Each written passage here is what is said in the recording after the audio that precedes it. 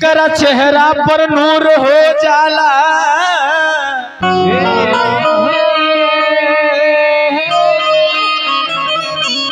आदमियत से दूर हो जाला।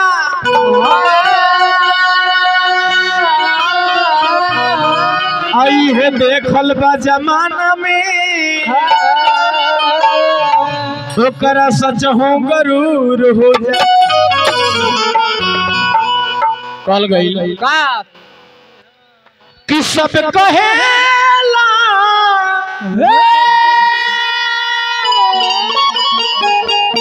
कि बहुती सुघर बाड़ू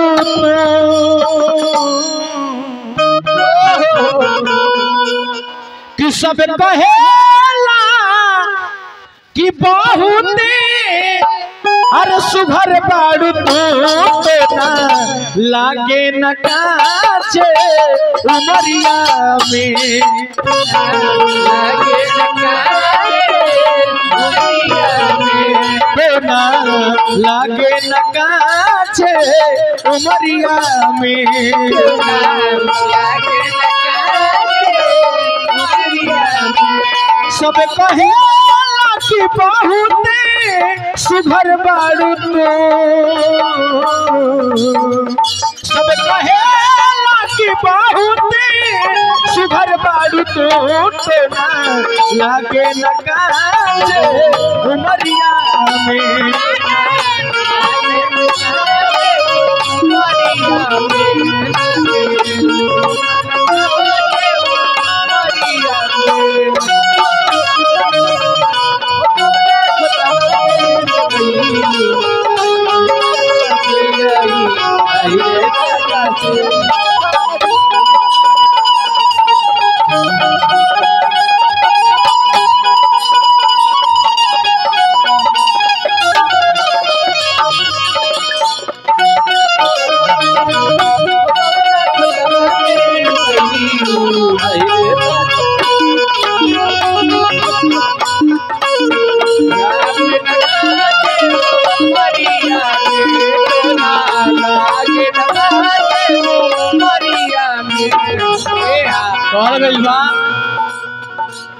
नैन पौलू शराबी न ताकल कर रूप के रानी छत से न झाकल कर रूप के रानी छत से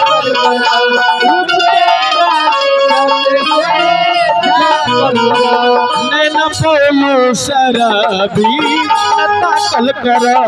रूप के रानी छत से न झाकल कर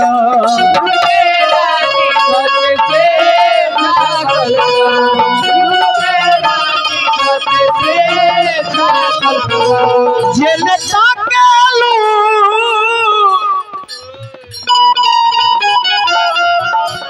जेने ताकेलू अंधरियों में अजर हो जाला। जेने ताकेलू अंधरियों में अजर हो जाला। कवन जादू भरल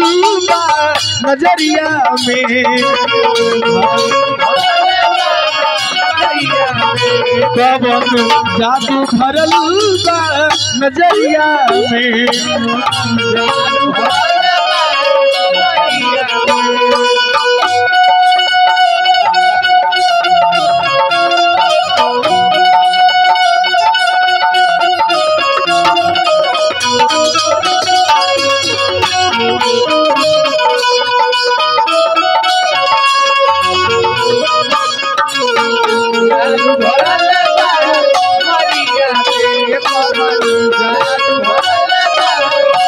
लास्ट चंद्र में देखिए कितना सुंदर शब्द सजा के कभी लिख ले बानी। का जरूरत बानो थोनी कंगन हार के जरूरत बानो थोनी कंगन हार के फूल महकेला खूबे फूलल डाल के महकेला खूबे फूल डाल के। लेकिन कितना सुंदर भाव बा का जरूरत बा नथुनी कंगन हार के फूल महके लखूबे फूलल डाल के। देखी एक गीत के भरत शर्मा जी अपना गीत में सजौले रहनी भाव बा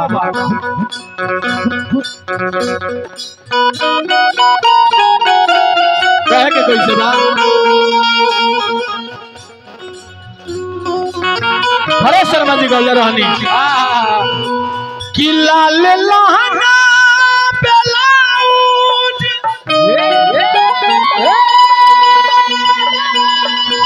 हर तनिक ना भावे ये बातें हैं सोना चांदी के गहना काटे धरे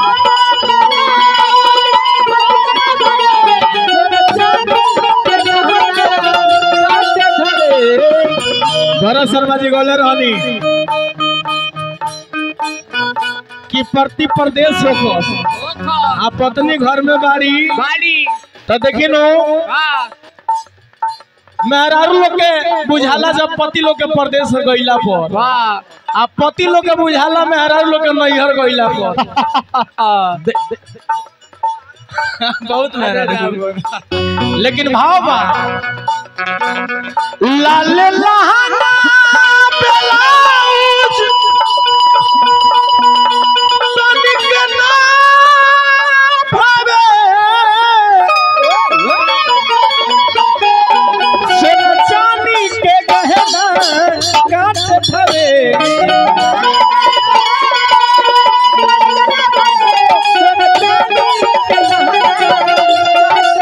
पैसा पैसा पैसा पैसा पैसा जकरा घर में जवानी जुल्म कैलस जकरा घर में जवानी जुल्म कैलस घरवा तनी के खोरी मनबे पार घर में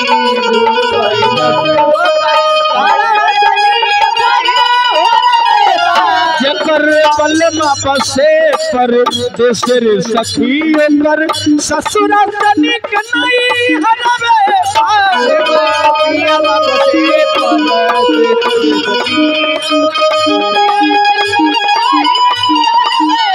और लास्ट में भरत शर्मा जी गौले रहनी यही मुखला में टेंगा टेंगा टेंगा टेंगा सोनू बाबू कभी का भाव बा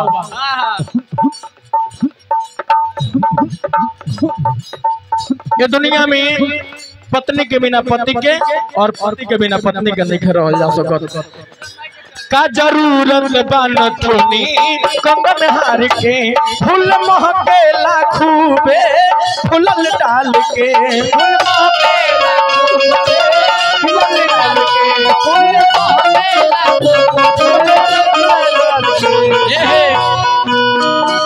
तो हर जुलमी हर जवानी कहानी बनी हर जुलमी जवानी कहानी बनी तो हर जुलमी जवानी कहानी बनी दाग लागे न कोरी चुनरिया में